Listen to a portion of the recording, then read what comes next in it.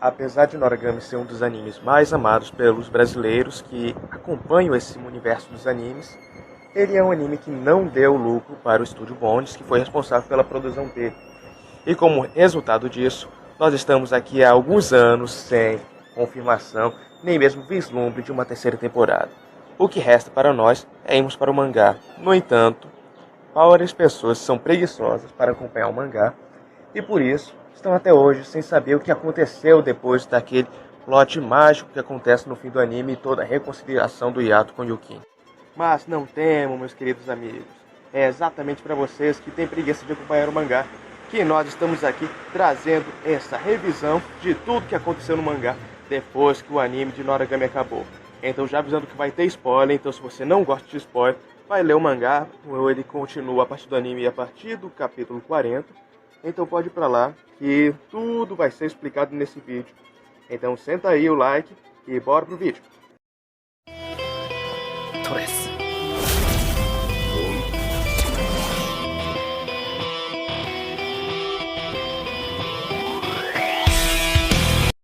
Mas antes de eu começar a falar de coisas que acontecem depois do anime, eu preciso falar algumas coisas que o anime esqueceu de adaptar no mangá. A primeira coisa que o anime esqueceu de adaptar é a aparição da Amaterasu, que é a deusa suprema dos céus ao lado da Izanami. E no mangá, é ela que é responsável por ensinar a Kaifuku e a Hiyori como invocar o Yato do submundo. Outra diferença que acontece no mangá pro anime é o momento da invocação do Yato. Enquanto no anime ele é invocado quando o Ebisu ainda está vivo e ajuda a lutar contra os céus, inclusive cortando Takemizakuchi, no mangá ele só aparece depois que o Ebisu morreu. Então aquela cena onde o Ebisu está chorando, pedindo para não morrer, no mangá ele faz isso para Bishamon, enquanto no anime nós temos toda aquela cena linda dele com o Yato, onde todos nós derramamos litros de lágrimas. A partir daqui não tem tanta diferença do anime pro mangá, o anime até melhora algumas cenas que aconteceram no mangá, como a reconciliação do Yato com Yukine depois que ele rompe o tratado dele com a Riki. E é assim que começa o arco seguinte de Noragami, onde nós encontramos pela primeira vez o pai do Yato, que é aquele carinha que apareceu no anime, beijou a Hiyori e tudo mais. Esse é o pai do Yato, o cara que criou o Ato. Um desejo que vamos ficar para o próximo vídeo isso daqui. Vamos para outras coisas nesse vídeo. Continuando de onde o anime parou, é possível ver que o pai do Yato era o verdadeiro feiticeiro que os céus queriam punir e puniram o Ebisu no lugar dele. E como prova disso, ele está com o verdadeiro pincel Kotono no Mi, aquele nome complicado lá, que permite que ele manipule os fantasmas Ayakashins, que os deuses estavam acusando o Ebisu de ter feito isso. Logo depois disso, o mangá corta para uma cena do Yato com o Yukine, onde eles estão caçando Ayakashins.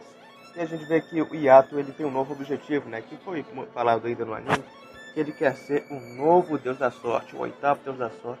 Ele quer deixar de ser um deus da guerra. E como resultado disso, o Yukine vai se tornar um guia que vai trilhar ele para um novo caminho. Um caminho melhor onde ele vai se tornar esse deus da sorte. Também é mostrado pra gente que o Yukine começou um treinamento especial, agora que ele é uma Hafuri abençoada pelos céus, onde ele está treinando com Kazuma para se tornar uma regalia melhor para ajudar o Yato a trilhar esse caminho que ele quer ser. Logo depois disso, o mangá corta de novo para a cena do pai do Yato, onde a gente vê ele treinando o novo pincel que ele afirma ser muito melhor do que o primeiro que ele usava para controlar os fantasmas. E uma prova disso, ele, em plena luz do dia, usa o pincel para controlar um fantasma que ordena uma pessoa a se matar. E enquanto ele está treinando com esse novo pincel, onde ele usa para controlar os fantasmas, a Hiyori passa e ela não viu ele treinando os Ayakashis. Ao invés disso, ela ficou toda envergonhada porque lembrou do primeiro beijo dela que foi com ele e sai correndo. Nisso nós vemos toda a multidão de fantasmas que estão sendo controlados pelo pai. E a quantidade de fantasmas é essa que daria trabalho até para alguns dezenas de deuses. Quando isso acontece, a Hiyori fica um pouco cambaleada, triste. O Yato percebe que temos um capítulo curto onde eles vão para Capipelente, que é uma clara referência a Disney. O que o Yato não sabia é que tinha umas duas pessoas que também estavam na Capipelente, que era a Kofuku, a nossa querida deusa do azar, e o Daikoku, a regalia dela. E como resultado de A Deusa do Azar estar na capa impelente, todo dia deles acabam sendo cheios de acidentes, brinquedos quebrando e vários desastres naturais que deviam ser impossíveis acontecendo, como blocos gigantes de gelo aparecendo e tubarões de verdade no meio dos brinquedos aquáticos. Nossa, mas essa mulher é uma deusa do azar mesmo, hein, Zor? E é logo depois desse incidente na Capipelante que nós somos apresentados finalmente à história da Kofuku e do Daikoku. A verdade é que, por ser a deusa do azar, a Kofuku é proibida pelo céu de ter regalhas, porque quando ela usa regalhas ela pode acabar destruindo o Japão. Ela já fez isso algumas vezes, né? E o Daikoku é o único regalho que ela pode ter, que ainda não foi confiscada pelos céus. O sonho do Daikoku era ter um filho, só que como ele é uma regalha, ele não pode ter criança, ele não pode ter filhos, e principalmente as únicas crianças que ele poderia criar são regalhas, e por isso elas nunca iriam crescer, seriam crianças eternas também. E nisso ela começa a ter vários sentimentos confusos, o Daikoku também, e nisso a gente sabe, né, quando uma regalha começa a ter sentimentos confusos, como a gente viu lá na primeira temporada, o Deus começa a ser manchado pelos pecados da regalha e ele pode acabar morrendo. E por isso, para Kofuku não morrer, eles tiveram que renunciar à regalha dela criança, que não sabemos onde ela está, provavelmente seja regalha de algum outro Deus, e tiveram que contratar o Yato, inclusive é assim que eles conheceram ele, para apagar a memória deles. Dessa forma, Kofuku e o Daikoku nunca mais iam sofrer lembrando sobre eles. Mas o Yato até fala que apesar de ele ter sido contratado para fazer isso, quem realmente superou esse trauma foi o próprio Daikoku, sem ajuda nenhuma do Yato. Uma ajudinha só. Logo depois desse pequeno arco com a Kofuku, nós somos chamados pelo Tenchi-sama, o querido Deus do conhecimento. Nunca ajudou ninguém nas provas, isso daí. Porque ele precisa da ajuda do Yato para entregar um pedido que só o Yato pode fazer. Entregar um relógio para uma mulher.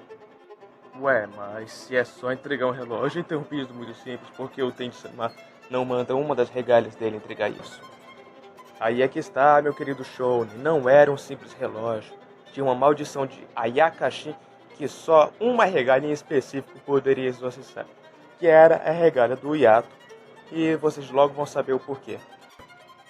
O Yato até visita a senhora lá com o Yukine, com a Hiyori e tudo mais, conversa com ela, e quando é de noite tem uma luta contra o Ayakashi e eles conseguem exorcizar aquele relógio.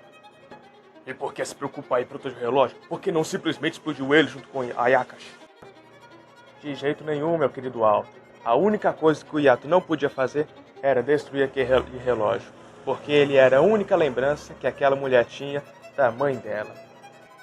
Logo depois, no dia seguinte, quando o Yato vai lá de novo com a senhora, ele leva ela para visitar o templo do Tenjin-sama. E logo na entrada, quando eles fazem isso, está lá a Nora que nós encontramos no primeiro episódio do anime do Noragami, que era regalha do Yato e que agora é regalha do Tenjin-sama. E no mesmo instante em que ela vê aquela regalha em forma humana, a mulher lá que a gente estava ajudando no dia anterior vai correndo para ela e abraça ela. E quando ela faz isso, ela acaba deixando com a nossa querida regalha o bracelete que era da mãe dela. E num primeiro momento ela tenta chamar ela, devolver, só que aí o Tenchi e o Yato mandam ela ficar com aquele bracelete. E quando Yukine vê isso, ele acha estranho, começa a falar alguma coisa, mas quando ele tenta puxar assunto, o Yato e o Tenchi mudam de assunto e tentam expulsar dali tudo possível para que eles esqueçam daquele assunto. E quando a Hiyori tenta chamar isso, a primeira regalha do Tenjin-sama manda ela ficar quieta para que não seja revelado o segredo mais profundo de um deus. E esse foi o vídeo de hoje, meus queridos. Não esqueça de deixar aquele like, comentar, compartilhar e falar aí se vocês querem que eu continue trazendo aqui o que aconteceu no mangá de Noragami depois que o anime acabou. Muito obrigado por assistir esse vídeo. Eu sou o Emiya Raleigh e esse foi mais um vídeo do Mapa do Infinito.